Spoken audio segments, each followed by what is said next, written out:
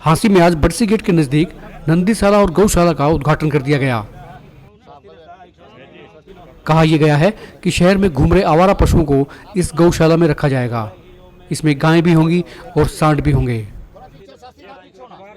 अगर योजना के मुताबिक तमाम चीजें हुई तो लोगों को इन आवारा पशुओं से कम हांसी के लोगों को निजात मिल सकेगी। इस मामले को एक मत पोस्ट ने भी पूरे जोर शोर से उठाया था और बीजेपी के विधायक विनोद भैना और एसडीएम डॉक्टर जितेंद्र अहलावत ने इसका संज्ञान लिया और विनोद भैना ने ये कहा कि उनका ये ड्रीम प्रोजेक्ट था। हालांकि कुछ लोगों ने इसका विरोध भी किया था, लेकिन अधिकांश शहर के लोग इसके हक में हैं और वो ये चाहते हैं कि शहर में आवारा पशु ना घूमे। और इस प्रोजेक्ट के तहत तमाम आवारा पशुओं को, जिनमें सांड भी हैं और गायें भी हैं, इस गौशाला और नंदीशाला में रखा जाएगा। तमाम बंदोबस्त किए गए हैं और लाखों रुपए खर्च करके इसकी व्यवस्था की गई है। सिर झुका के धन्यवाद करता हूं कि आपने जो हमारा ड्रीम प्रोजेक्ट था उसकी शुरुआत करने में आपने हमारी पूरी तरह से पीठ थपथपाई। ये काम आप सबके बिना सोचना ही बड़ा मुश्किल था, सोच ही नहीं सकते थे।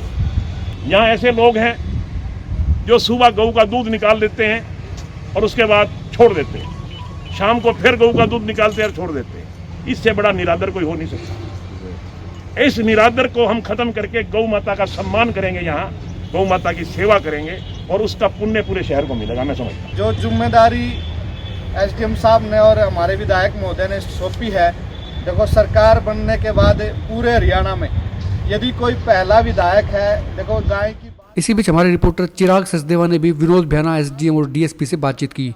आइए आपको सुनाते हैं वो क्या कहते हैं।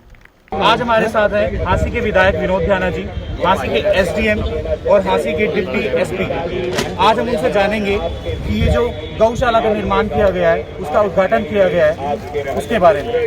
सर, जैसा कि आज हम सब जानते हैं कि यहाँ पर गौशाला एक बार पहले भी बन चुकी, बट वो असफल रही।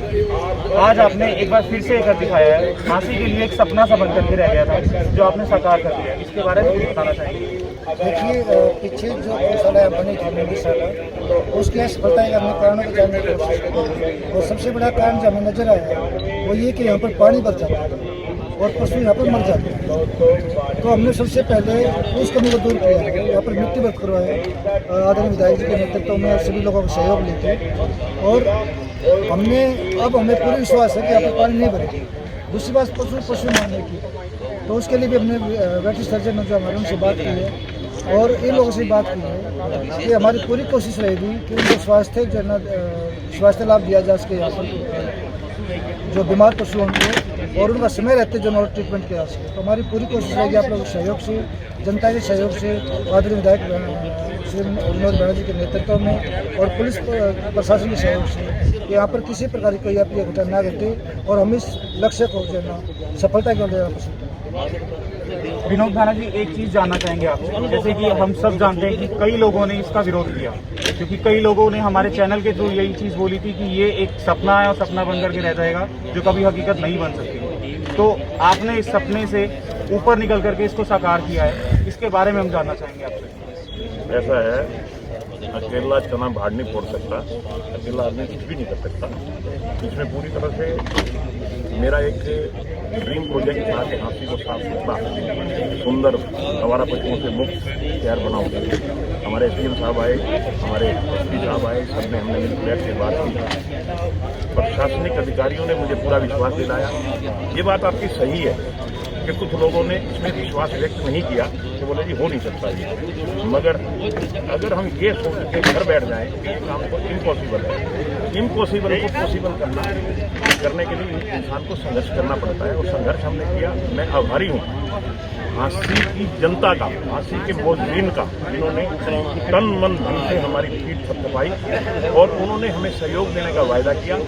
आज जो कुछ हम कर रहे हैं वो ना केवल एसडीएम साहब, ना केवल विधायक, ना केवल पुलिस प्रशासन, बल्कि पूरे शहर का सहयोग है और पूरे शहर के सहयोग से हमारा प्रशासन भी कामयाब है और मैं जनता का सेवक भी बड़े फख्र से कह सकता हूँ कि हम इस कदम को पूरी तरह अंजाम देंगे और हांसी को एक साफ सुथरा शहर बनाएंगे। सर, जैसा कि आज हम सब ने देखा कि यहाँ पर बढ़ चढ़कर लोगों ने उत्साह दिखाया इस गौशाला के निर्माण के लिए लोगों ने दान भी दिया, तो उनको कोई संदेश, कुछ मैसेज देना चाहेंगे? मैं आपके माध्यम से यही, जो कि मैं पहले भी कह चुका हूँ, मैं आभारी हूँ जनता का, मैं नतमस्तक हूँ हांसी की जनता को, जिन्होंने हमारे ड्रीम प्रोजेक्ट को कामयाब करने में हमारी पीठ थपथपाई।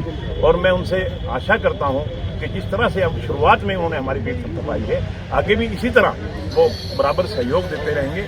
और उन सब के सहयोग से हांसी एक ऐसा सुंदर शहर बनेगा जो कि एक मिसाल बनेगी और लोग हांसी को देखने आएंगे।